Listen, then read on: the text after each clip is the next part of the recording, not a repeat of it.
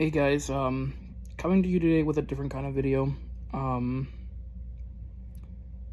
really don't feel it appropriate at this time to be posting cheerful, happy airline content without also remarking on the absolutely terrible events that took place last night in Washington, D.C.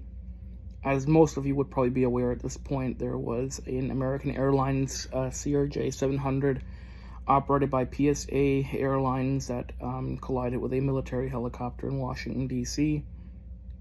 And crashed in the Potomac. It is estimated that there are no survivors, that all 64 people on board have perished. You guys know as good as anyone else that I very much enjoy airline content. I enjoy airline photography. It is one of my biggest hobbies and one of my biggest joys in life.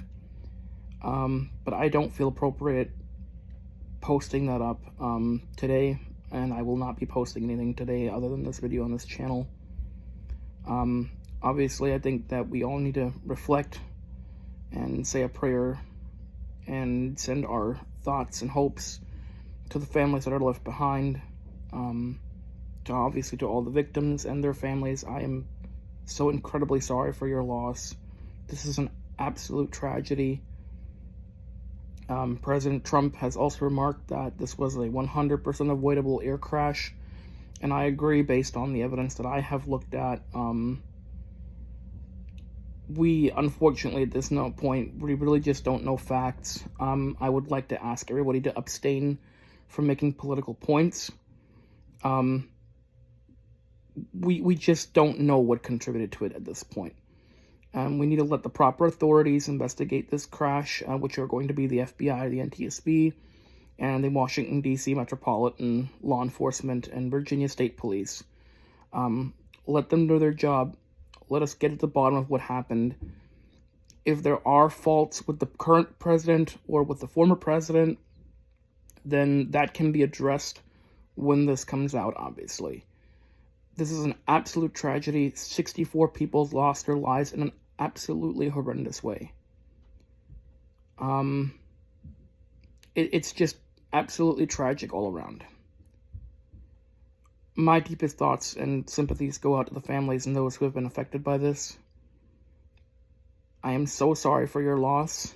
I plan to get the channel back to normal operations starting tomorrow, but I really think that we should be using this day as a day of reflection in the aviation community and not be posting happy, cheerful content after last night's events. I just don't feel that it's appropriate at this time. So I'm going to halt that for today, just for today. Again, I would just really ask everybody refrain from trying to make political points or to use this as clout.